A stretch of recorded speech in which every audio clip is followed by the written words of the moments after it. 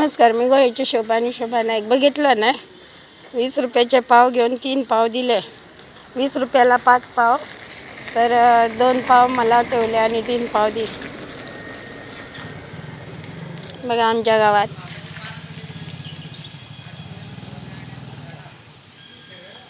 मनुष्य जन्मान पुण्य करूंक जाय, पाप न्ही.